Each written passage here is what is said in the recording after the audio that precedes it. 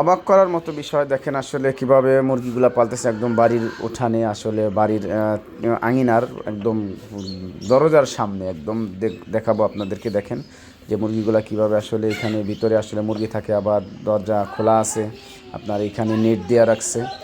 যার মন চাইতেছে সে ভিতরে যাইতেছে, খাইতেছে, এখানে আসতেছে উন্মুক্ত জায়গায়। আসলে এইভাবে মুরগি পালন করতে পারলে আসলে এগুলো কিন্তু দেশি মুরগি আছে, বিভিন্ন ধরনের মুরগি আছে, দেখাবো এক এক করে।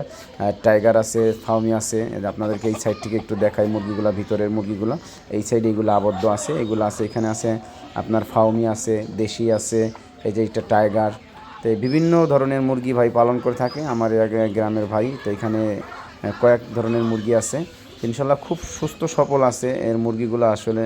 কেননা পালন পদ্ধতিটা খুব ভালো। আসলে ওষুধ গলায় ঝুলিয়ে দিলে মুরগি পালন করা যায় না, ম্যানেজমেন্ট ঠিক রাখতে হবে। ম্যানেজমেন্ট যদি ঠিক থাকে, লিটার ম্যানেজমেন্ট, পরিচালনা, খাদ্য, খানা, এইগুলো যদি মেনটেন করতে পারেন, ভ্যাকসিন দিয়ে রাখতে পারেন, তাহলে আসলে মুরগি পালন করা সম্ভব। মুরগি পালন করে আপনি লাভবান হতে পারবেন। আর যদি আপনি মনে করেন যে মুরগি পালন করে লাভবান হতে চান, তাহলে অবশ্যই আপনার প্রথমে আসলে শিখতে হবে। আপনি যদি প্রশিক্ষণ না নেন, আসলে আপনার অবশ্যই প্রথম অবস্থায় লজ পড়তে হবে।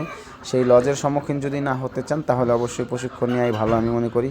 তো যদি প্রশিক্ষণ নিতে চান, স্ক্রিনে দেওয়া নাম্বারে যোগাযোগ করবেন। আর ফার্মি মুরগির বীজ, ডিম, বাচ্চা, টাইগার মুরগি, যে কোনো মুরগি লাগলে যোগাযোগ করবেন। আসসালামু আলাইকুম রহমতুল্লাহ।